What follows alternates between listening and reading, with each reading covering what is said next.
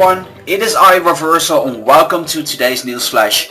In today's video I will bring you the latest updates on events in Knights and Dragons, and as always I'll go through them briefly and give you guys my thoughts and opinions about the events. So this week we have a ton of events and some of them came actually a few hours ago, so let's actually see what they are. First of all, we have the Epic Guild War The Fool's Fight, which is currently ongoing, and after that we have a 20% gem sale ongoing. And after that we have a new epic, the Centurion Aegis Plus, which can be found in the limited edition Fool's Chest. And then of course we have a limited sale for the Guild Gem Wars, which is total nonsense because it's always 10 gems anyway for a refill, so I don't get why they're putting this up. After that we again have the Creepy Crawlers event. We've been talking about that a lot, so we're not going to be discussing this on this guild war, but we'll be entering week 2 of the epic boss, which actually is the new epic boss, the Vermax Centipede. And there's a 20% sale ongoing for the arena packages as well. When you're purchasing a package you're going to get 20% more energy. And finally we have our weekly tournament, and it's the Centipede Slam, and we are going to get another Necromantle. What is Greed doing? Okay, more about that later. So there's actually another event I want to talk to you guys about, which is not listed in the news, but we'll get back to that later in this news flash. So currently it is the 28th of March, so that means that the Big Brawl tournament has been ended, and we're going to be taking a look at the winners of this week. So the top three this week, as you're seeing right now, we'll be getting the Fusible Epic. It's the one and only Arbor Steel Vanguard. So coming in first place we have with 879,000 points. It is Dark Knight, who at the end changed his name. And very close after that, which is really unfortunate because the gap is only 9,000 points. We have NF Papu with 870,000 points, still getting an Arbor Steel Vanguard, which is pretty amazing. And last but definitely not least, also in the Arbor Steel Vanguard, coming in third place we have IB Simon with 615,000 points.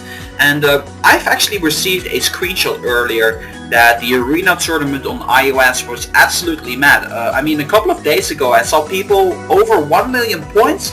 I don't know, let me know in the comment section below how many points people actually ended up with, because I'm very curious about that. And yeah, as for me, right now I'm not very focused on the arena at all. I know that I should. I did get my gems from the arena, you know, the 20 gems from getting 16,000 points, and having that done I got ranked 20,000 almost, and with that I'm going to get 6 gems and 4 silver keys. But yeah, I just really couldn't feel the time to focus in the arena this week, so I'm apologizing for that.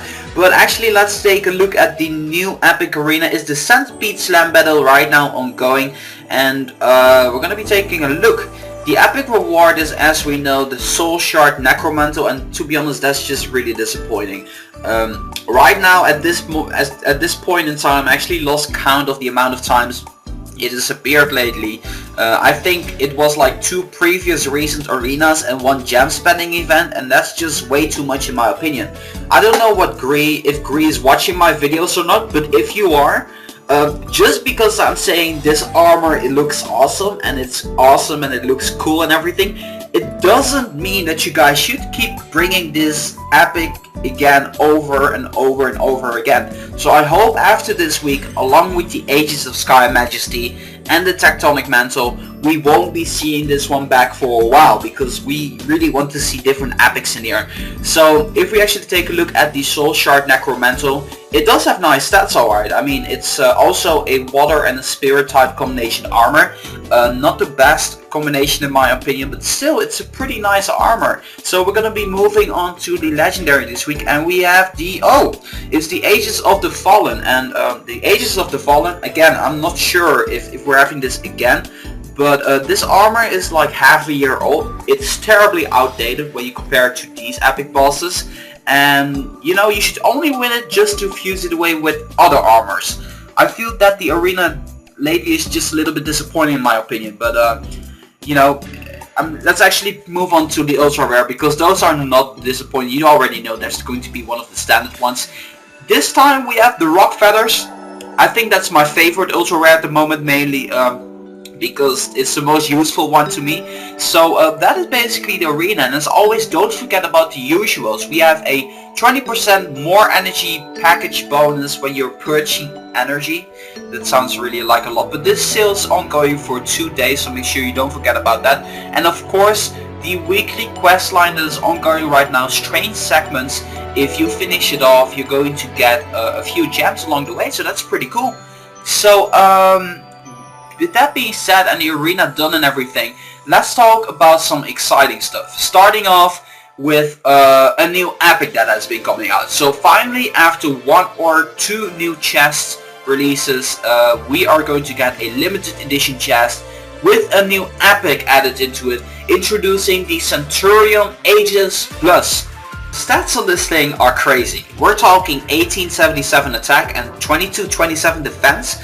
This beast has more attack and defense than the Aquatic Battle Gear Plus that has been recently coming out. Currently it's actually the highest defensive armor in the game. And if you guys want to know anything about epics or everything that has the highest attack or defense or total combined stats in general, I will provide you with a link in the description with a list of all of the armors included with the stats as well. So make sure you check that out before you start commenting about what I'm saying might not be true, because that is the source I'm basically basing everything off when it comes down to armors, and I feel that's pretty correct because a lot of people are using that. So make sure you check that out. It's a pretty amazing tool. But back to the Centurion Aegis. The armor itself looks pretty brilliant in my opinion. Only the shield feels a little bit cheap to me. That's probably because the frame of the shield is golden, but the image of the wave seems a little bit out of place, if you know what I mean.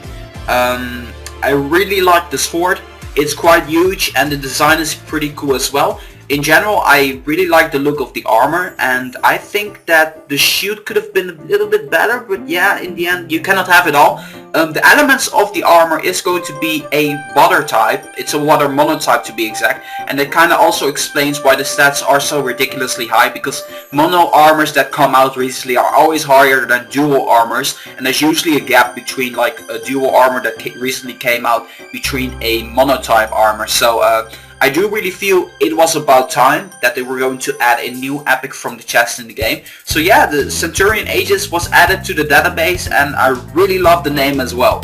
However, when I hear the name Centurion Aegis, I don't have the idea it is a water epic, especially not water. It feels more of a earthy type of name, you know what I mean? This probably has something to do with the Spartan's Wargear that I've previously acquired. So we're actually going to move on to the actual Fool's Chest. We're going to be taking a look here, we're going to be pressing it. And yeah, what can I say? The legendary is pretty bad. The Leviathan's Blade Mail. Oh, actually I need to give you guys a look here. Here is the Leviathan's Blade Mail. The Leviathan's Blade Mail is pretty bad. It's terribly outdated. I suppose I can understand why they put this one in. I mean, it's a water monotype, but just like the Centurion Aegis, but it's really outdated. You guys should like update this to a more recent legendary or even a new legendary. Anyway, if you open up 11 chests, you're going to get 5 water fusion boost armors, and once you open up 40 water boost 40 chests, you're going to get 20 fusion boost armors, which are water, and of course the Leviathan Blade Mail along the way. So the next thing I want to be talking about is the event that is not listed. It's GEMNADO! I always wanted to do that. So just like the Gem Extravaganza and some other weird name, we have another gem spending event. And this time when you spend 5,000 gems, you'll be getting a pretty recent war epic called the Cyclone Chainmail Plus. And in case you don't remember, the Cyclone Chainmail Plus, and I looked it up, was obtainable from the from getting first place in the War of the Horse. That was roughly 2 months ago, from the 1st of February until the 4th of February. So this is pretty recent. It's a pretty nice epic. The total stats combined on this epic are a little bit over 4,000. I believe at the time when it came out, it was the only armor that had over 4,000 stats combined totally. So if you're going to spend gems on this already, this is a pretty sweet deal. I mean, it's not really worth it in my opinion, events like these are always not really worth it if you have to force yourself to get up to 5,000 gems, but that's my personal opinion. As well, that I only feel that the 50 gems for spending on this event is only worth it really for the fusion boost armors that you'll be getting. The Combustion Armor is pretty bad. It sucks pretty bad. At least if you're getting 15,000 gems, I feel that you should have like got a better armor into that. But still, it's like you're going to get it for free because you're spending gems. That's a pretty sweet deal. So currently there's a guild war ongoing in which people are capable of getting a Boilerplate Mail as the legendary, the Maelstrom irons as the epic from rank 11 to 25, and the silver chromatic mantle from rank 1 to 10. And considering the fact that in my previous video I've already dedicated the entire time already to analyzing and discussing the rewards of the guild war and comparing, I suggest you click the link in the description that will take you to that last video, and you will also be updated on my opinions there. And there's also something that I really wanted to point out to basically correct myself, and that is on the fact that I actually called the guild war a 5-day war. Even with me commenting and explaining to people, you guys still felt the need to mention it and comment about it, and I apologize for the confusion. The guild war is actually a full 4 days war. It's like not 3 days but 4 days. It's 1 day more. The reason why I called it a 5-day war had everything to do with the fact that the war starts on the 27th, which is yesterday right now, and it ends on the 31st. And in my time zone and in the United States, you will basically experience the guild war for 5 days, and the next time when something like this happens, I'll be sure to call it a 4-day war, so that way we can prevent any miscommunications on this. So again, I apologize for the inconvenience that has been caused. So that being said, let's actually move on to our next event. It is Vermax, the Centipede epic boss, and Vermax is looking very fly. It's looking very awesome. I love the colors. I think that blue is my favorite color, but I'm not entirely sure about that. I like orange too, but what am I even talking about? I'm talking about colors, jeez. I just like the colors on this boss, and what I probably like most about this epic boss is that it's pretty much like a, when you look at it, it's pretty much like an obsessed water zombie, because it has like drool coming out of his mouth, and with his like cute little misformed claws, I don't even really know. And oh yeah, I was thinking, like, don't you think that Vermax looks pretty much like an evolved version of the Pokemon Chinchou, with the little lightning bulbs coming out of, like, what are they, whiskers? I don't even know, like, I don't know, like, it's a super evolved, like, what am I even talking about Pokemon for? But, you know what I'm talking about, the lightning bulbs. Let's talk about the armor. It's getting totally silly right now. The armor looks badass, but to be honest, I don't really have anything interesting to say about it. I mean, the eyes remind me of, I don't know, Robocop in a way, because the eyes are a little bit goldish yellow here. I don't even know, like, I just like the gold stuff on the armor itself. I'm like continuously like switching topics here. I like the gold stuff on the armor. It makes it look very impressive. The color combination of this armor is totally awesome. At first I thought this was going to be a mono water type, and to be honest, I still have yet to find out where the air comes from. I really don't know why this is a wind in combination with air type boss, so it's really a mystery about me, for me. So make sure, if you guys actually do know, to comment about that, because I really am curious about that. This epic boss, for me, I have a lot of difficulty with this boss, because all of my armors are weak against it, and I'm not sure whether or not I'll be making up to level 43. I know I'm level 26 right now, and I have some epic energy left, but I don't know what's going to happen. It gets really hard and very rough at the end, so in my opinion, it doesn't mean that I won't try. I'm just saying it's very hard, so I might have to use some gems in the end to make it happen. Also, I hear a lot of people say that the Nemesis looks really awesome. Personally, I don't really like it all that much, but that's just my opinion. I just don't like the colors all that much. Oh yeah, by the way, I already said this before, but the Vermax's Blade Mail has a lot in common with the Neon Wargear Plus.